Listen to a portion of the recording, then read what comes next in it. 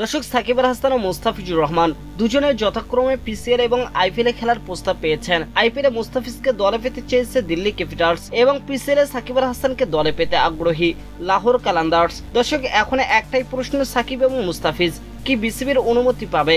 গতকাল সন্ধ্যার পর থেকে জল্পনা কল্পনা ও নানা গুঞ্জন। আজ সকালে হতে জানা গেছে বাংলাদেশ ক্রিকেট বোর্ডে অনুমতি চেয়ে চিঠি দিয়েছেন সাকিব আল হাসান এবং মুস্তাফিজুর রহমান। আরব আমিরাতের বিপক্ষে 2 ম্যাচের টি-20 সিরিজ খেলতে বাংলাদেশ দল এখন দুবাইয়ে অবস্থান করছে। 27 মে থেকে পাকিস্তানের ফয়সালাবাদে ও লাহোরে 5 ম্যাচের টি-20 সিরিজ অনুষ্ঠিত হওয়ার কথা বাংলাদেশ ও পাকিস্তানের মধ্যে। এই 2 সিরিজ বাদ দিয়ে মুস্তাফিজকে বিসিবি আইপিএল খেলার অনুমতি দিবে কিনা সেটাই বড় প্রশ্ন দেখা দিয়েছে।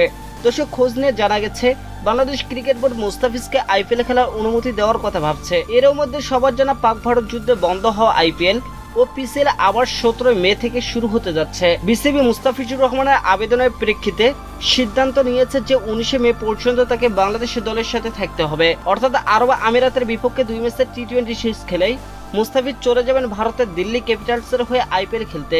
দর্শক, দিল্লি ক্যাপিটালসের আইপিএল এর গ্রুপ পর্বে আর 3টি ম্যাচ বাকি আছে। যতদূর জানা গেছে 3টি ম্যাচই 25 মের মধ্যে শেষ হয়ে যাবে। অর্থাৎ 27 তারিখ ফয়সালাবাদে পাকিস্তানের বিপক্ষে প্রথম টি-20 ম্যাচের আগে আইপিএল খেলা শেষ হয়ে যাবে মুস্তাফিজের। সে কারণে বিসিবি থেকে এনওসি দিতে নীতিগতভাবে সম্মত হয়েছে।